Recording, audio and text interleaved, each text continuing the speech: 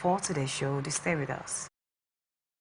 From the land across the ocean to the land beyond the mountains, through the Sahara, we bring unspoken news, live analysis, expert discussions on trending stories in politics, business, socio-economy, sports, and documentaries.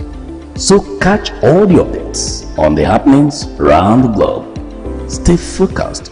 Welcome back. If you're just joining us, this is Wedding Banter on Atlantic Television Network. Remember that you can join us live in all our social media platforms, Facebook and YouTube, Atlantic Television Network, Instagram and TikTok, Atlantic TV Network 1, X Atlantic TV Net. You can also watch us live on our website, atlanticnetwork.tv. And I told you before we went on a short break that we are going to be looking at ways to maintain a happy home. And joining me in this conversation this evening is a psychologist. I'm talking about Samuel Ajayi. Beautiful to have you in the studio this evening. Good evening. Thank you for having me today. And how are you doing? I'm doing great. Thank you so much. Amazing. All right, so we're going to be talking about a happy home. Yeah. Okay. A happy home is a sanctuary where love, laughter, and warm bond is a place where each family member feels valued, supported, and connected. The atmosphere is filled with positive energy, fostering growth and harmony. In a happy home, open conversation is a key. Yeah, let me give him a for one. And family members share their thoughts and feeling openly, fostering understanding and empathy. Conflicts are resolved and patience and respect, strengthening relationships rather than causing rifts. Quality time is cherished, whether it is through shared meals, games, night, or simple conversation. Everyone contributes to creating a clean and comfortable environment, ensuring that the home is a place of relaxation and joy. Of course, when we're talking about a happy home, a lot is involved. You need to do a whole lot and simple things to have a happy home. And that is why we have a psychologist in the house this evening to tell us more about this. A lot of persons do not know how to maintain a happy home. They start, but they do not finish. And of course, you're not supposed to finish. It's something that goes on and on and on. And today we are going to be looking at some of those keys. But first of all, I will ask my guests, what are the key characteristics of a happy home? Do we have them? Or is it just a 360-degree thing? Thank you so much. Once again, thank you for having me in the studio.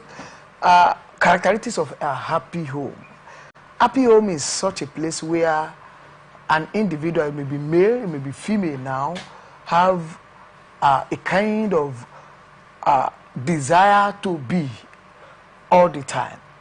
You have gone out to work since morning and you are going back home. Colleagues are moving, friends are moving, and you are reluctant to go. It shows something is wrong. And when there is nothing you are doing, you are no longer doing anything in the office, on the road, and you are still reluctant going home. Probably you want to hang around till probably 9:30, 10:30, 11 before you go back home. Then something is wrong. So happy home, one of the characteristics of happy home is that people are wishing, members of the family are willing and wishing and excited going back home after work. That's one of the characteristics of a happy home. Happy home is a place whereby the parties are free to express themselves. They are not confined, they are not boxed, they are not bottled. They can express themselves, express their feeling, they can communicate openly without fear of intimidation and so forth. So we have a lot of characteristics of happy home. Happy home is a place where somebody will sit back and be able to think that yes, I have boundaries and my boundaries are being respected. It is a place where both boundaries, parties to the home are respecting boundaries.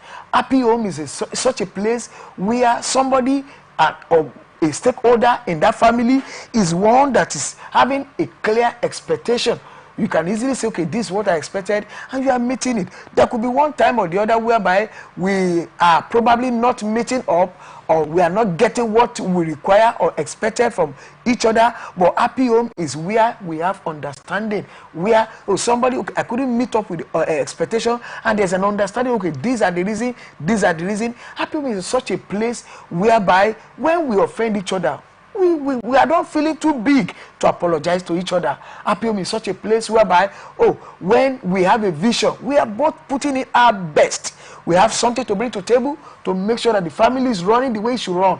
Happy home is such a place where we have a wealth of experiences, exposures that we have had in time past. We are bringing them together to better the goal of the family together. Happy home is such a place whereby somebody is not holding. Everybody is trying to bring in something to make sure that we are moving forward and we're doing what we're supposed to do as a family. Okay, is that always the case? Let me start with this one. You talked about where one will want to go back home, but if their place is not happy, they might just want to hang out with friends, stay till 10 o'clock before they go back home. Is that always the case? And the next question is, do they necessarily need to have all of this which you have mentioned, or is it a 50-50 thing, or is it 100-100? Thank you so much. Sometimes it's not everybody that is reluctant at going back home. There are some men or some people that they are bold to go back home, and going back home, they are having behind them Operation Fire for Fire, quote and unquote. What do you mean by that? Whereby you give me, I give it back to you. Whereby we can fight it out. It's not a happy home. So happy home is a place whereby, you offend me, we're able to sit down amicably and talk about it, iron it out. So it's not everybody that will probably want to avoid the home based on personality, based on temperament. Some people, they don't just want the trouble of, I don't want this woman's trouble today. Let me stay, hang out with friends. Some people, this man is coming again. Let me go and sleep. Please tell daddy I've slept. See, his food is on the table.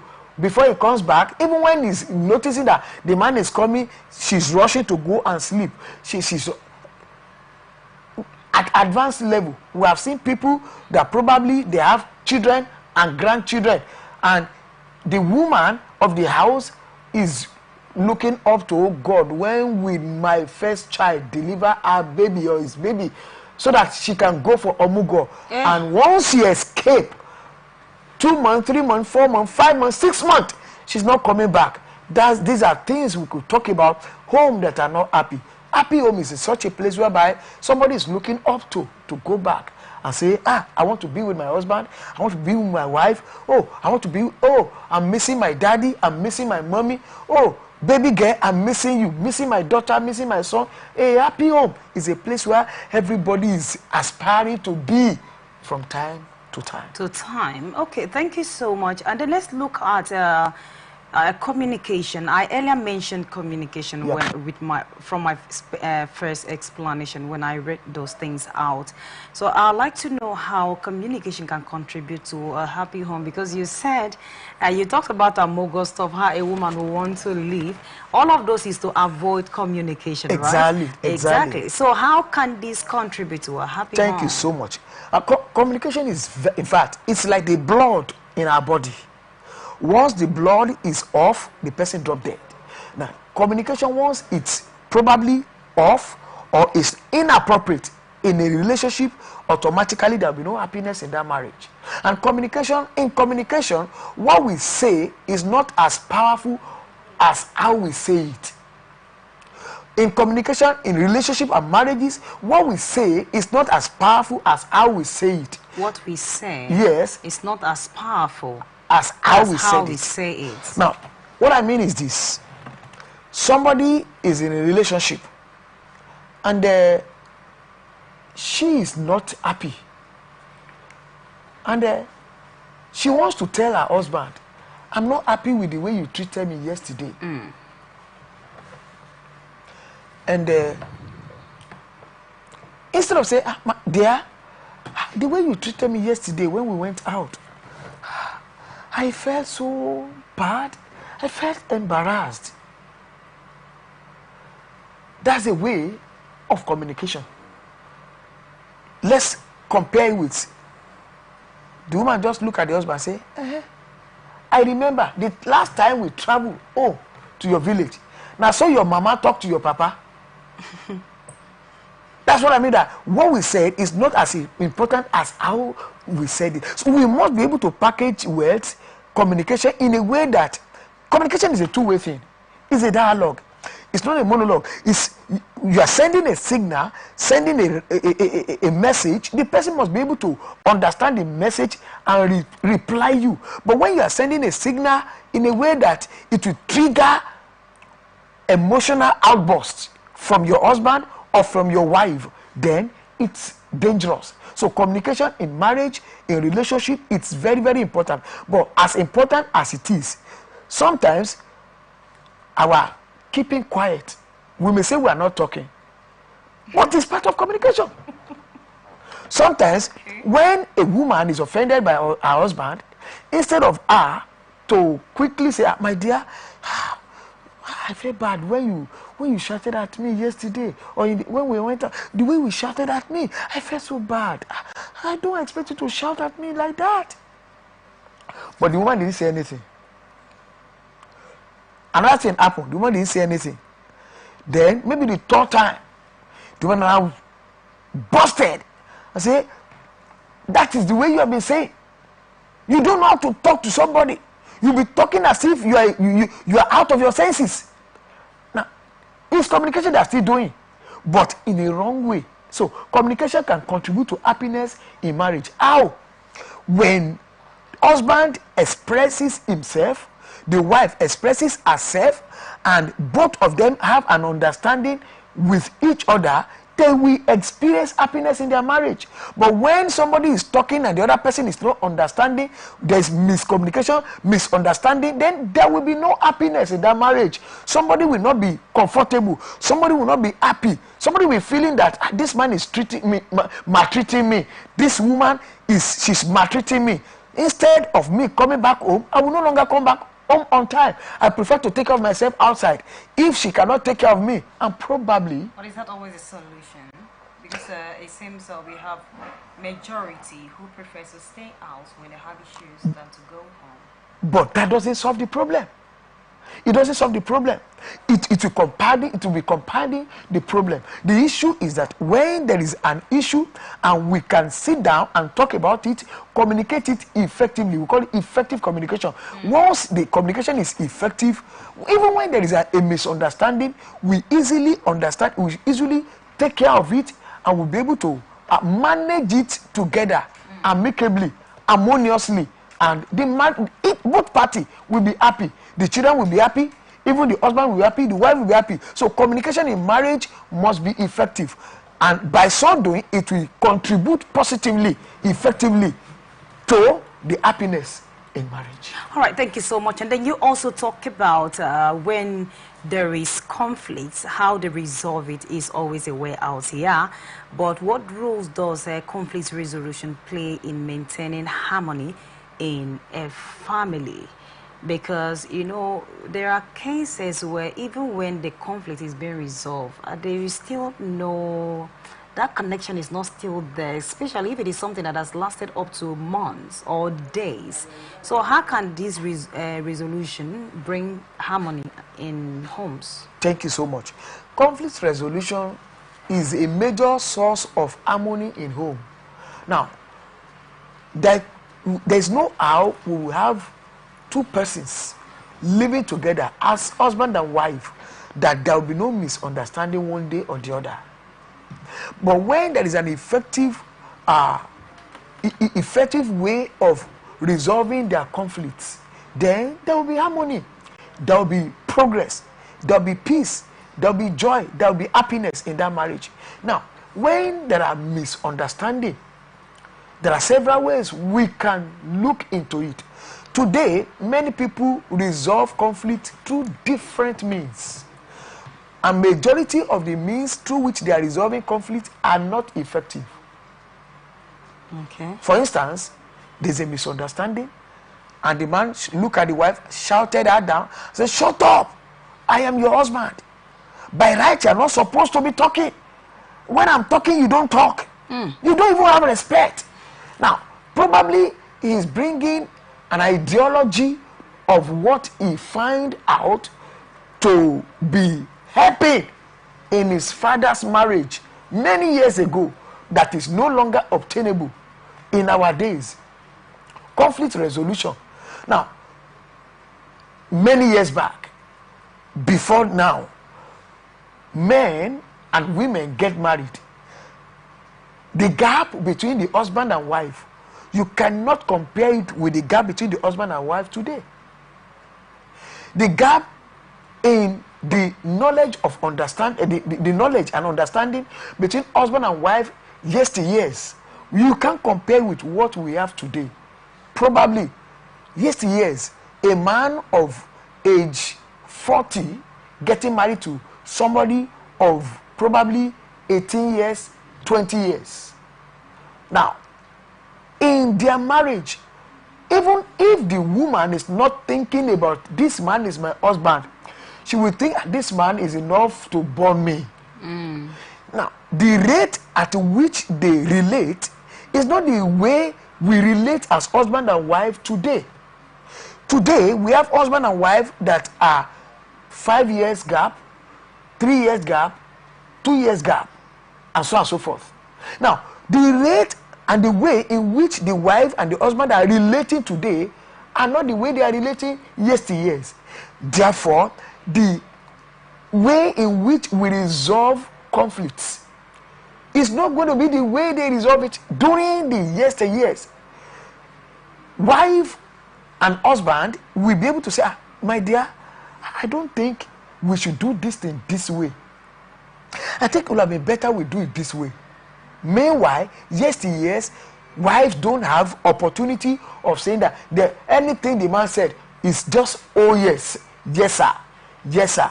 But today, the man is working, the one is working, the man is learned, the one is learned. Whether we like it or not, there must be a rapport. Therefore, the way in which they will resolve conflict is not going to be the same way our forefathers are resolving conflict. Our forefathers' strategies, no matter what happened, they will still tell the woman, oh yeah, tell your husband sorry. They don't want to know who is at fault. But today, if we try to apply that, we may not have happiness. Such a woman will not be happy in that marriage. She cannot be happy. And once she's not happy, that man will not also be happy. We want happiness in marriage? If that is our focus, we must be able to resolve conflict in an effective manner, that the husband will be happy, the wife will be happy. It's very, very important, which means we must be able to dialogue. We must be able to look at what is the root cause of this issue that is causing misunderstanding. Okay, how can we resolve it? It's a give and take. It should be a win-win, not that I'm your husband, whatever I say, you must just abide by it. Even if the woman is dying, no, we must be able to look at it. And sometimes it may be from the other way around.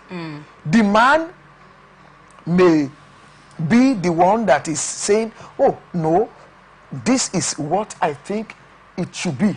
And I say, no, as far as I'm concerned, this cannot stand. It has to be this way. We have marriages in such scenario, but the truth of the matter is that our ways of resolving conflict must be harmonious. Our ways of resolving conflict must be the we and win-win. That it will not be that, okay, I win, you lose. We must be able to look at, okay, what benefit is it bringing to the marriage? Let's not look at, okay, what am I benefiting from it as a husband? What are you benefiting from it as a wife? Okay, let's now look at it. What is our relationship benefiting from it? It will be more holistic in manner than looking at this man is the husband or this woman is the wife. Thank you so much. You're welcome, Mr. Samuel. All right, this is Wedding Banter on Atlantic Television Network. We'll just go on a very short break. When we return, we will continue with this topic. Just stay with us. The fact today, from the line across the ocean to the land beyond the mountains, through the Sahara, we bring on-spot news, live analysis, expert discussions on trending stories in politics, business, socio-economy, sports, and documentaries. So catch all the updates on the happenings around the globe. Stay focused on the fact today, only on ATN.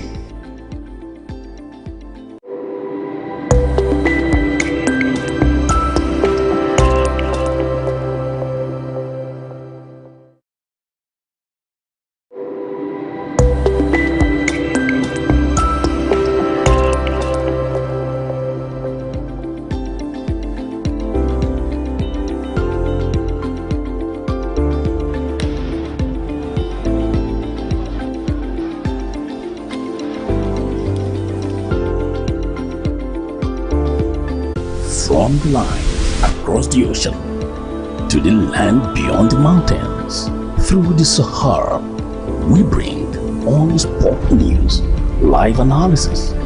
Welcome back. If you're just joining us, this is Wedding Banter on Atlantic Television Network. And before we went on the break, Mr. Samuel Ajayi said something that the way of resolving issues yesteryears, that's between husband and wife, is no longer the same today.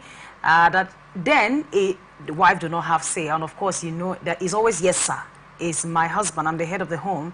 But now it's no longer like that, and I'm wondering what exactly changed.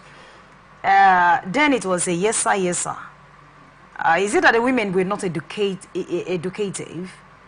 Is it that what exactly happened? Because now we know that we've equally seen where age gap is, let's say, 10 years, 15 years, 20, even 30. But that respect of yesteryears is not still there. What happened? Thank you so much. So many factors are contributing to that.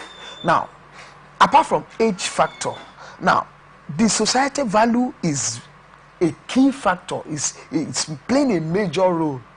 Now, the way the society sees marriage yesteryears is not the way they are seeing marriage today. Yesteryears, women, once they are getting married, nothing is taking them out of their marriage. In our society today, once it's not working, somebody is jumping out of it. So somebody that had a mindset that once this thing is not working, I'm going out. Do you think such a person will want to give the kind of respect and regard the yesteryears women gave to their husband? No. I want to handle an intending couple in a dialogue. And the lady said to the husband, said, I cannot suffer with any man. If the marriage did not work, I will walk out of the marriage. I said, wait a minute.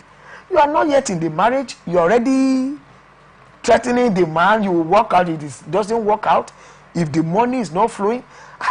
Personally, I pinch myself and say, no, this is not supposed to be. Now, that's the society in which we find ourselves. Now, not only the societal value now, but the truth of the matter is that the value that the society placed on marriage before now, yesteryears, is no longer the same value that we place on marriage today. That's one. Another thing is that exposure, the level of exposure that women had, the women are having today, is not the same level of exposure our mothers and grandmothers are having. Most of them, they don't even have, they can't sit with men. They can't sit with men. They can't talk when men are talking. But today, it's no longer so. The women, they are exposed, and the level of education is also contributing, is a contributing factor to it. They are exposed, they are educated. Also, nowadays, before now, women, they are not working. They are at home, taking care of the children, taking care of the home, taking care of the family. But today, women are working.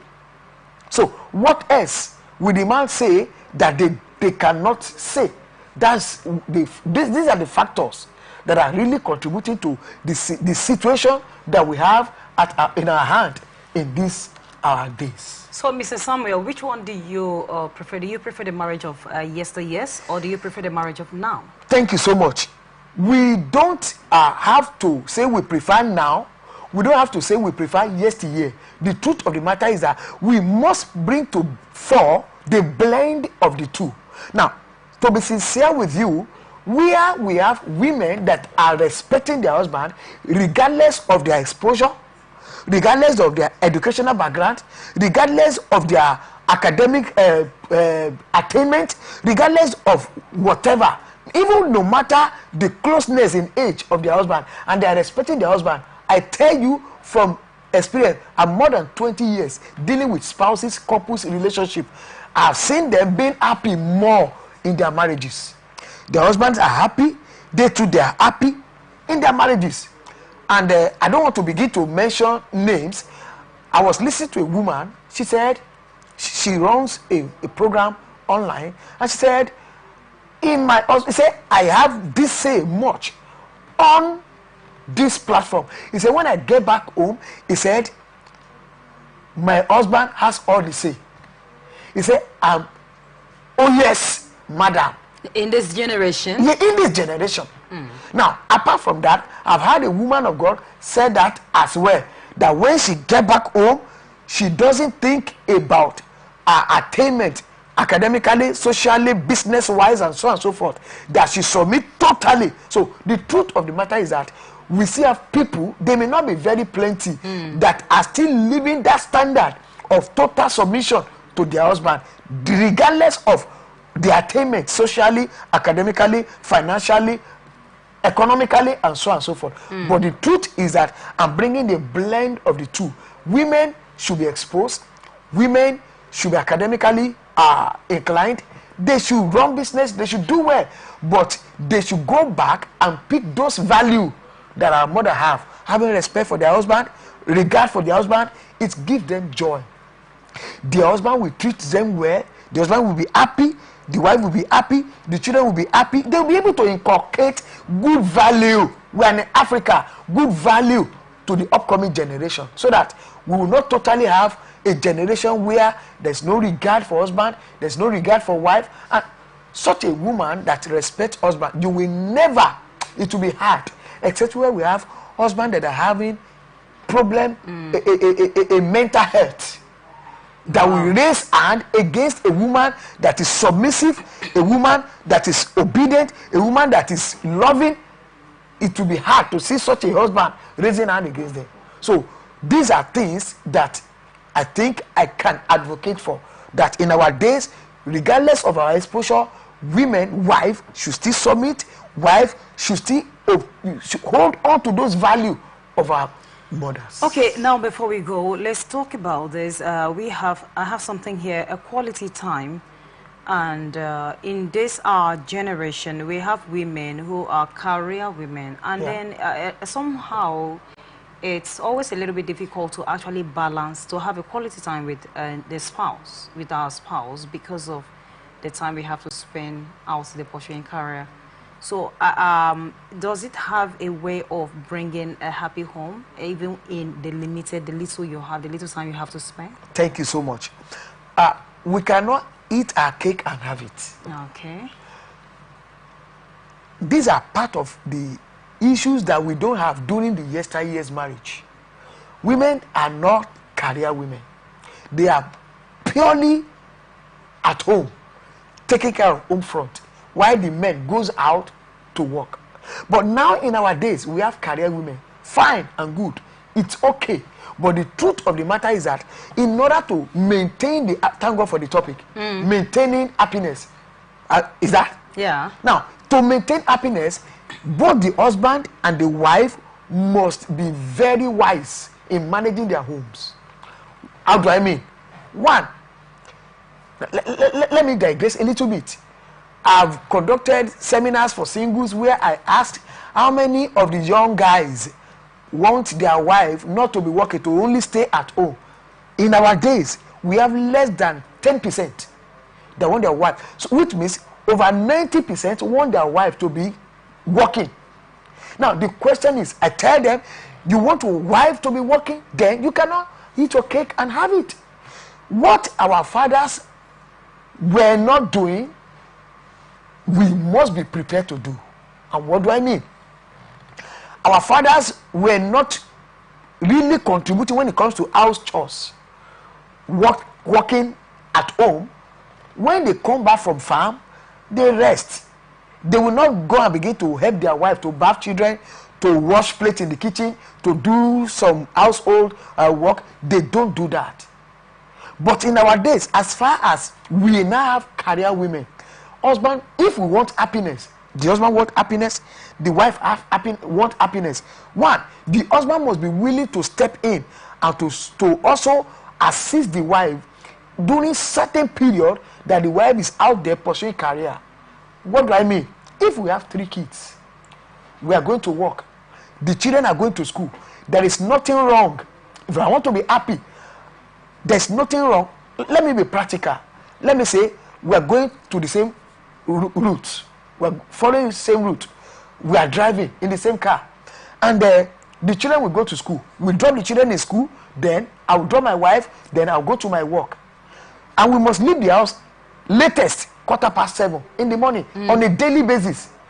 And I want to now fold my hand and say, my father or my great grandfather don't used to help their wife to wash plates, to bath children. So my wife will be the one to wake up, cook in the kitchen, finish cooking, wake the children up, go and bath them, finish, go and fetch water, and do all the things. I will just lie down and be sleeping. And I say, honey, is my water ready in the bedroom? She is the one that will still get my water ready. We cannot be happy, because at the end of the day, I will be late, she will be late, the children will be late. And we will say, woman, what's your problem? Get ready fast and let's go. Instead of fighting on issue of time management, she's bathing one of the children, I'm bathing the second one, and quickly we finish.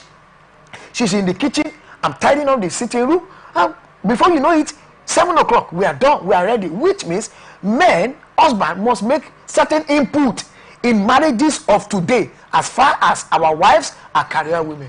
Not only that, let me also say this, the wife must also use wisdom. The wife must also now begin to think of how to make use of certain things to help. Probably the person that create the ideology of house help must be a career woman. That's the truth. You can pursue career and still work the way our grandmothers used to work. It's not possible. It's not possible. There must be a system put in place to run the home. If we must be happy that, okay, maybe as a woman, a career woman, you are closing maybe 7 o'clock, 7:30, and your meal must be latest by 8. Then somebody must go to market for you. Exactly. Somebody must be doing the cooking before you get back home, and so on and so forth. So there must be a system put in place to assist, so that we can still maintain our happiness and maintain our career as a wife and as husband. Wow, thank you so much, Mr. Samuel Ajayi. It was an amazing time with you here in the studio. We hope to have you again some other time. Thank you. All right, thank you all viewers. We hope you had a wonderful time. And if you missed out, you can join us on all our media platforms, Facebook and YouTube, Atlantic Television Network, Instagram and TikTok, Atlantic TV Network 1, X Atlantic TV Net. You can also watch us live on our website, atlanticnetwork.tv. I am Immaculata Irikana. Remember that peace and unity are the pathways to progress. Good evening. From the line across the ocean to the land beyond the mountains, through the Sahara, we bring all sport news, live analysis, expert discussions on trending stories in politics, business, socio-economy, sports, and documentaries. So catch all the updates on the happenings around the globe. Stay focused on the fact today, only on ATN.